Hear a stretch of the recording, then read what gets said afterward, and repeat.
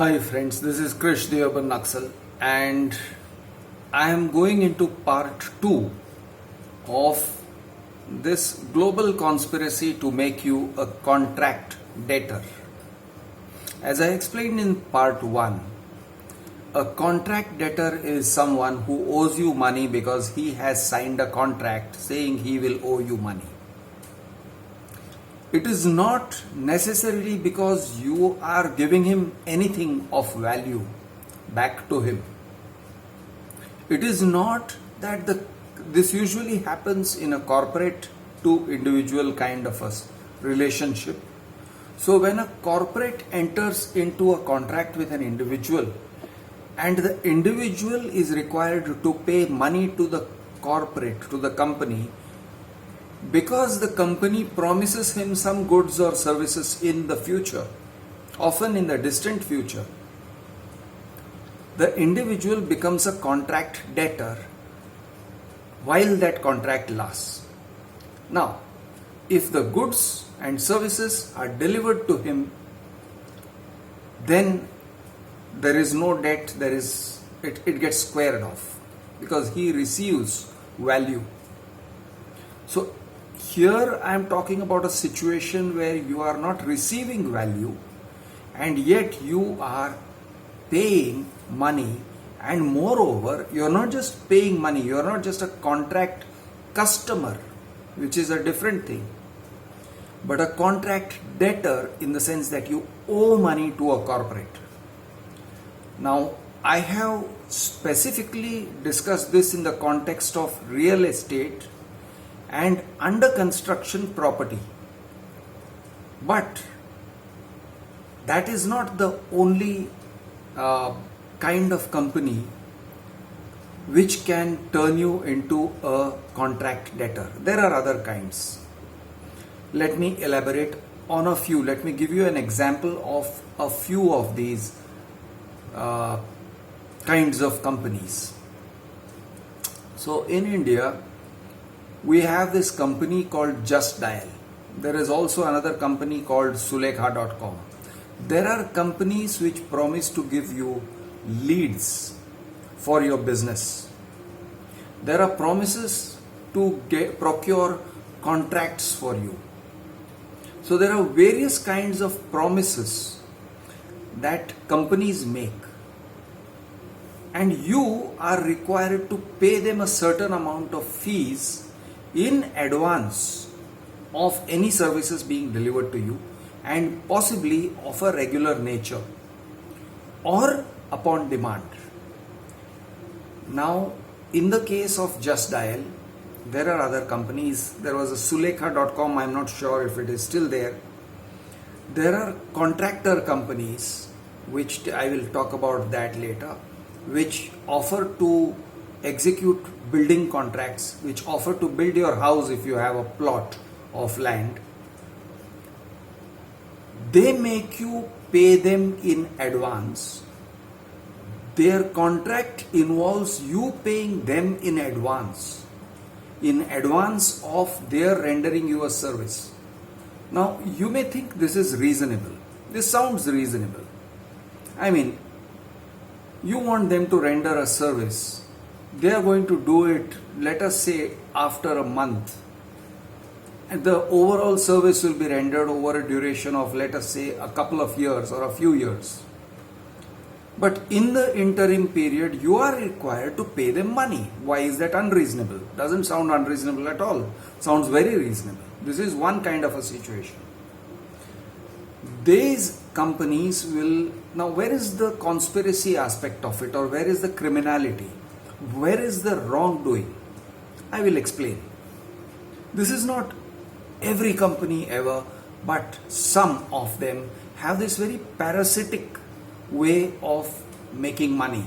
And I am specifically pointing to parasitic companies now. And it's very difficult to distinguish between a genuine service provider or a genuine provider of goods and a parasitic company. And often the differences are in degrees. That is, a company may be a genuine provider of goods or services to the extent of 60% of its business. It may make 40% of its business doing parasitic activity, doing activity which exploits its customer, gives him relatively less or nothing in return, while making him a contract debtor. Again, I am going to subdivide the topic into further segments. One segment is the company actually enters into a contract with you, therefore there is some kind of a contract, a contractual obligation, which you may enforce by going to court. The parasitic element comes in the fact that the contract itself is so meaningless, is so flawed, has so many holes in it that it basically is unenforceable. So, an unenforceable contract, an intrinsically unenforceable contract towards which you are required to pay money. Your end of the contract, which is payment of money on demand or at specific intervals or on certain cues, is absolutely inviolable. It is ironclad. Your side of the contract is ironclad, whereas the other side of the contract, the part that the company has to do, has to deliver, whether it's goods or services, that's not ironclad. That is basically unenforceable, extremely subjective, lots of ifs and buts, lots of holes in the contract. Often multiple parties are created in the contract. So you think you are entering into a contract with a company A, but the company A will make the delivery of its goods and services subject to the activity of a company B or a C. This gets worked into the contract or in some way gets worked in, not necessarily written into the contract. I will give you examples of that also.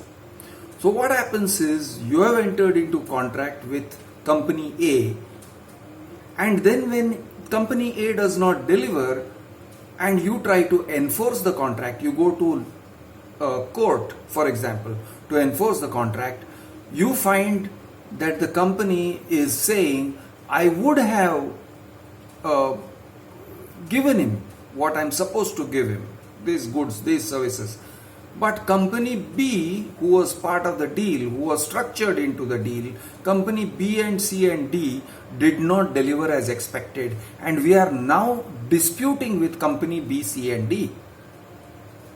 And they may try to suck you, the customer, into a dispute with company B, C and D. So this is one situation.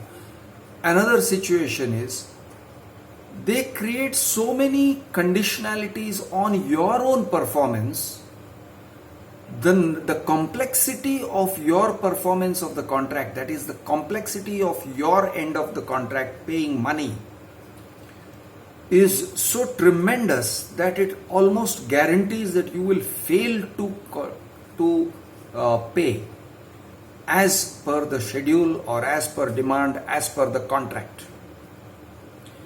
You just increase the complexity on your side. On their side, they increase the simplicity and they keep adding all kind of waivers and disclaimers and gaps and force majeure situations and so on and so forth, so that they get lots of escape routes, and it is almost impossible for you to enforce that contract in a court of law. Let me add one more thing here. Now, all of this I'm sure is sounding very theoretical. I don't expect to make sense to a lot of people, but I do hope to make sense to a few people who are stuck with this kind of contract with a corporate, with this kind of dealings with a corporate. And I'm hoping that those are the guys who will suddenly realize, oh my gosh, this is my problem. This is exactly what has happened with me. So, I am going to break this down further. And please remember, I am being very abstract right now. I want to be very specific and very concrete, and I hope to be able to give you ample number of examples of how this kind of a structuring works and how you can be exploited by a company perfectly legally. It is almost impossible to prove the criminality behind this. It is impossible to prove the conspiracy, but there is both conspiracy and criminality. It's just very difficult to prove. So let me give you a few examples of this. One example, the most striking example, my favorite example, because that is the one I have been wallowing in, is the building construction industry. You enter into a deal with a company for an under construction property. You, the buyer, are sold an idea. It is an idea. It is based largely on sentiment. Let me give you a few specific examples. There are people who are living and working and slogging their asses off in places in the Middle East. They live in India, or rather they have roots in India. They have parents in India. Some people may have wife and family in India. They originated from India. They have gone to Middle East or to Dubai, Emirates, or Saudi Arabia. Okay, one of such places could be Malaysia also, could be Singapore also. They have gone to these places, but they retain in their heart a desire to come back to India. Why? It's a sentimental thing. They have fond memories of growing up in Goa or in Kerala or in, I don't know, whichever part of the country they came from. And there is this sense that they want to be rooted. This is one kind of people who get ensnared by these projects. There are other types. There are people who are serving in the defense sector. They may be Navy men, they may be Army men, they may be Air Force men. Within the defense sector, they have a sense that the written word, contracts, are absolutely ironclad. That if a company says it will deliver something, it has to deliver it. Otherwise, they think that grave disaster will ensue on that company, that it can be taken to court, that the government will crack down on it.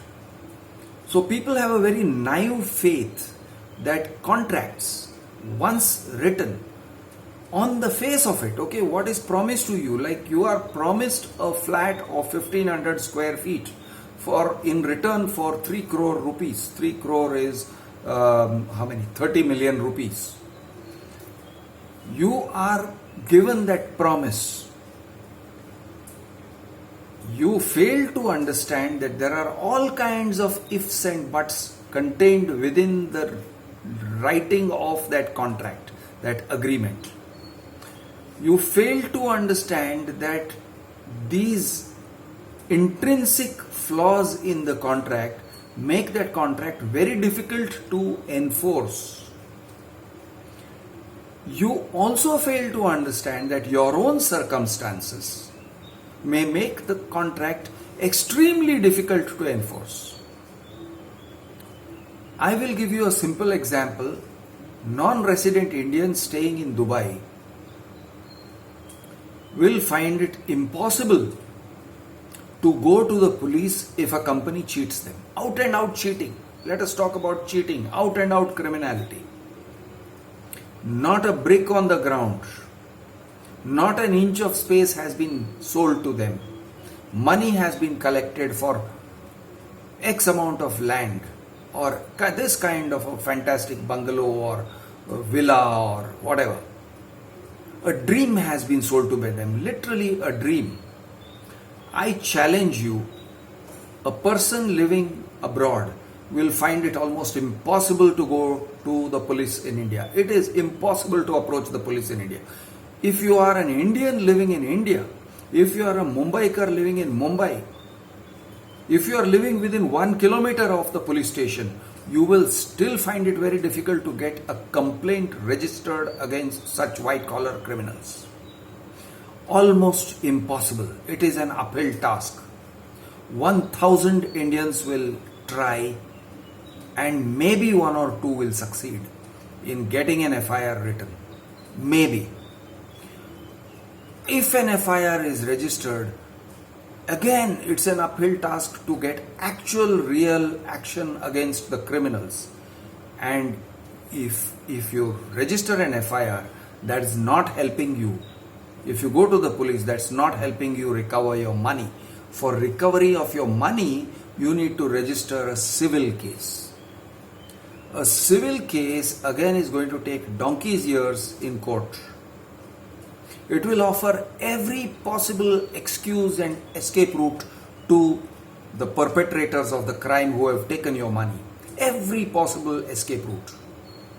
And it will offer every possible obstacle to you to enforce your own law, to enforce that contract. Every possible obstacle that can be thrown in your way will be thrown in your way.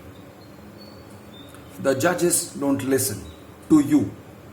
Your lawyer betrays you. He jumps over to the other side. He remains silent when he is supposed to speak up. He stabs you in the back. He is friendly with the other side. He is friendly with the builder. He is friendly with the lawyers of the builder. I'm giving you examples. This happens.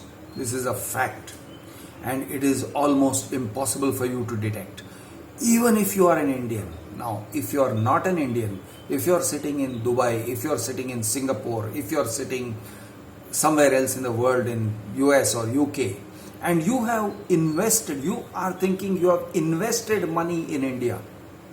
I want to come to that phrase invested also, because it shows a very naive understanding, it shows a lack of understanding of what investment really means and what investment in India really means. If you are one of those people who have put money into a real estate project or any other kind of long-term planning project, believe you me, you are tremendously handicapped in going to court. You will struggle to get to the police. You cannot, you have no access to the police. You may happen to come here on holidays for a month or two. Are you going to spend that month or two going to the police station and spending entire days? Even then, your complaint will not be registered. Even then. Maybe if you engage a lawyer who will charge you an arm and a leg because you are an expat, an NRI, he will charge you an arm and a leg and he is likely to exploit you. He is overwhelmingly likely to exploit you. Fact of life. If he is charging a person who lives here 1 lakh rupees, he may end up charging you 5 lakh or 10 lakh rupees or something else entirely different. But you will still not get the service that you should get. So, you will be fighting an uphill task against the builder who cheated you in the first place. You will be fighting a further uphill task, a further uphill battle against your own lawyer. And you will be fighting an uphill battle against the police and the judiciary. You cannot fight against the police and the judiciary, but they will wear you down. Why would anyone want to put his money into real estate in India if he is living abroad? Absolutely irrational, completely irrational decision. Your ability to enforce the contract is exactly zero. A person who lives abroad anybody who lives abroad, his ability to enforce a contract, even if it is an excellent contract, brilliantly written contract, and that's a very bad assumption because most contracts are not brilliantly written. They're very badly written. They're written to support the builder. They're written to support the service provider here in India, and they're written specifically to make it unenforceable for you. If you're abroad, even if you're in India, you find it almost impossible to enforce the contract. But if you're abroad, forget it. Forget it. It's not happening. You will struggle. You will struggle your ass off. You can do what you want. Enforcing a contract in India, using Indian judiciary, using Indian police, using Indian lawyers, it's not happening, boss. It's just not happening. Now, the same thing may be true of other places also. The same thing may be true if you are sitting in Malaysia and you bought a flat in London. Same issues, same type of issues. I know someone who's sitting in Singapore and bought a flat in Dubai. Same set of issues. Exactly the same set of issues. It is unenforceable. The police will not cooperate, the court will not cooperate, and if the police pretends to cooperate, that is your worst nightmare. The police will send you letters saying, come to my police station and give your statement in local language. Then they will say, we will investigate. Impossible for you to do this. Almost impossible. It is very unlikely that you will find the time and the resources to use this. So, here is my point to you. You are entering into an unenforceable contract, and this is the meat of the real estate industry in India and in Dubai and in some places like that, also in London. They earn because you cannot enforce the contract. More on this in the third video. Jai Hind, Jai Jawan, Jai Kisan, Jai Maharashtra.